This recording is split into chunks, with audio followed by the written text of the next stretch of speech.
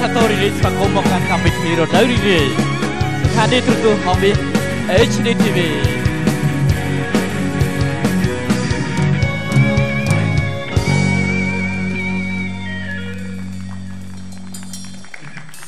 បាទជាខ្ញុំទាំងពីរអ្នកសូមកញ្ញាតដល់ខ្ពងពោះលំអរកាយគោរពនិងជម្រាបសួរចំពោះសម្ដេចលោកជំទាវអាដាមអ្នកអង្គការលោកញាអស់លោកលោកស្រីនិងនាងកញ្ញាប្រិមិត្តទូរទស្សនិកជនដែលកំពុងតាមដានទស្សនាកម្មវិធីផ្សាយផ្ទាល់គឺកម្មវិធីរដូវរីករាយប្រចាំសប្តាហ៍ដែលយើងធ្វើការផ្សាយផ្ទាល់រយៈពេល2ម៉ោងពេញ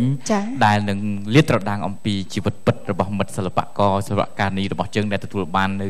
ជោគជ័យក៏ដូចជាលាតត្រដាងអំពីសកម្មភាពជីវិតជំនាញជាច្រើនបាទរបស់វាគ្មិនកិត្តិយសក៏ដូចជាភ្ញៀវកិត្តិយសអញ្ជើញចូលរួមនៅសប្តាហ៍នេះទូរទស្សនិកជនប្រកាសជានឹងមានចម្ងល់ហើយដោយសារតែទន្ទឹងរង់ចាំចង់ជ្រាបថាតើកម្មវិធីរបស់យើងបានអញ្ជើញសិល្បករនេះរូបណាបាទអាចជាតារាកំ pl ែងតារាភាពយន្តតារាបង្ហាញម៉ូដឬក៏ជនឆ្នើមដែលនឹងបានចូលរួមចែករំលែកកម្មវិធីរបស់យើងនេះចានៅក្នុងសប្តាហ៍នេះនាងខ្ញុំបានឮសូរដូចជាមានតារាកិត្តិយសរបស់យើងមួយដួងដែលមានឈ្មោះដូចជាបាក់សីនៅក្នុងស្រុកផងមិនថាអញ្ចឹងឯលោកសុផានិតបាក់សីនៅក្នុងស្រុកចាមានចាប់អារម្មណ៍អត់ទេចាពិតជាគួរឲ្យឆ្ងល់ណាក៏តែគាត់តែដឹងថាគាត់ល្បីឈ្មោះណាចាបាទល្បីឈ្មោះព្រោះថាគាត់ចាប់អាជីពនេះជាងមួយទសវត្សរ៍ហើយចានិយាយរួមសមត្ថភាពគ្រប់បែបយ៉ាងនៅក្នុងវិស័យសិល្បៈសុទ្ធសឹងតែទទួលបានគាំទ្រទាំងអស់ដូច្នេះលោកអ្នកប្រកាសជាទន្ទឹងរង់ចាំថាតើតារាកិត្តិយសរបស់យើងនៅក្នុងសប្តាហ៍នេះគឺជាអ្នកណាខណៈនេះយើងខ្ញុំទាំងអស់គ្នាក៏សូមអនុញ្ញាតអរគុណដល់អ្នកចូលរួមបឋមធំនៃកម្មវិធីជាមុនសិនបាទយើងមានស្រាបៀរកម្ពុជា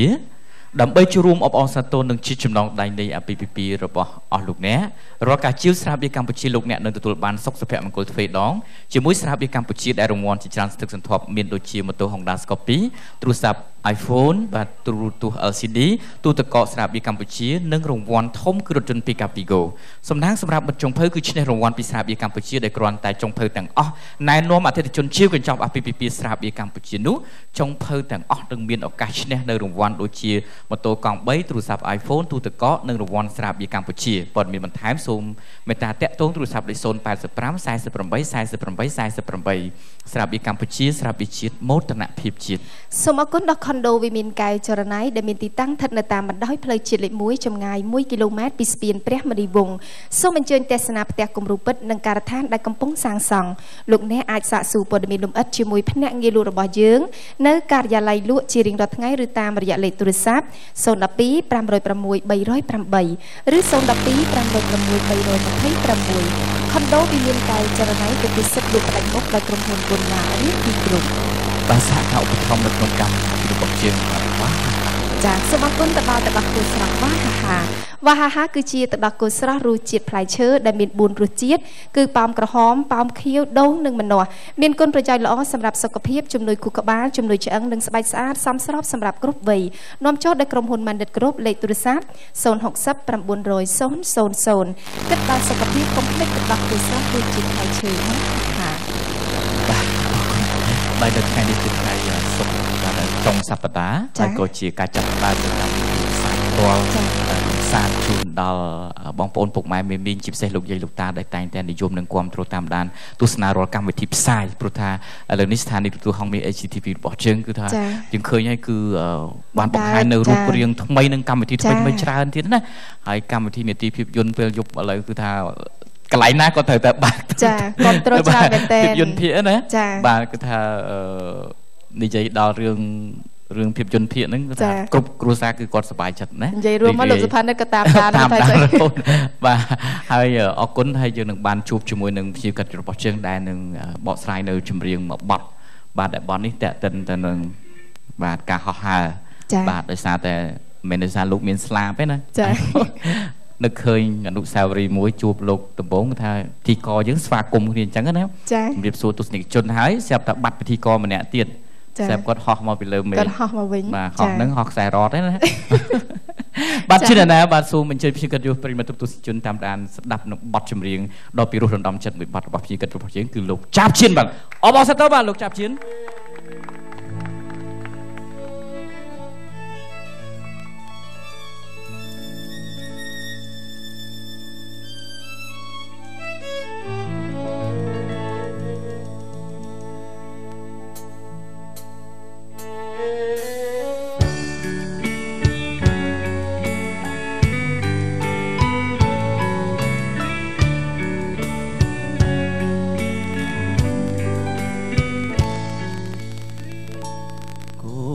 បរិញពីព្រឹក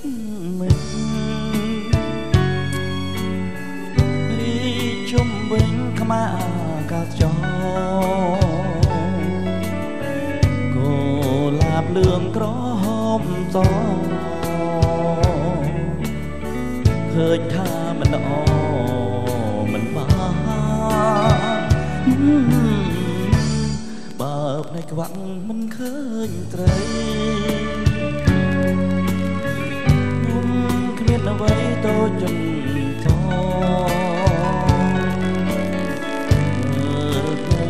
ឃើញខូចចោស្រណោខ្ញុំខ្លាទីសង្ឃឹមថាបានក្រែងលោកមិនបានរកតែស្មាតមិនត្រូវពីមិនដឹងខ្លួន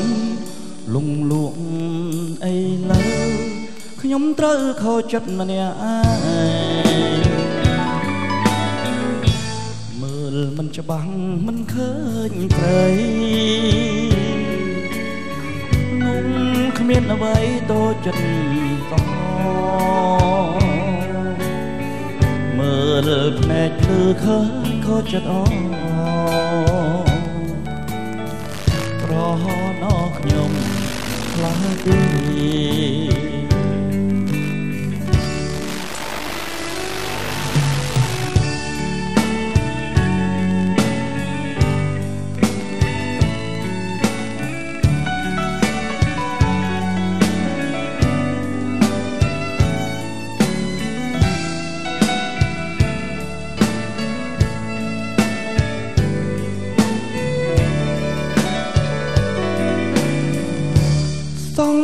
ខំថាបានក្រែងលោកមិនបានរកតែស្មាតមិនត្រូវពីមិនដឹងខ្លួនលងលក់អីលើខ្ញុំត្រូវខូចចិត្តម្នាក់ឯង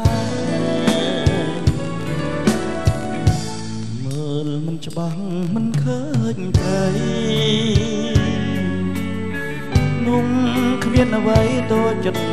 តមើលភ្នែកភ្លឺឃើញខូចចិត្តស្រណោខ្ញុំខ្លាទី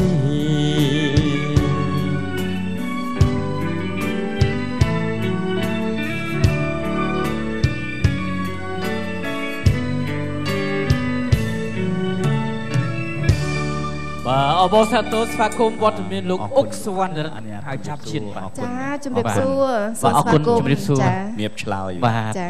ជាកិត្តិយសណាស់ដែលលោកបានផ្ដល់ជូននៅក្នុងកម្មវិធីរដូវរីករាយនេះថ្ងៃនេះអញ្ជើញមកជាភ្ញៀវកិត្តិយសដ៏ពិសេសរបស់យើងហើយយើងខ្ញុំទាំងពីរនាក់គឺថានិយាយបានថាដូចជាប្អូនអញ្ចឹងណាបាទអញ្ចឹងទេលោកគឺជាភ្ញៀវកិត្តិយសអញ្ចឹងមិនមែនជាការជួយ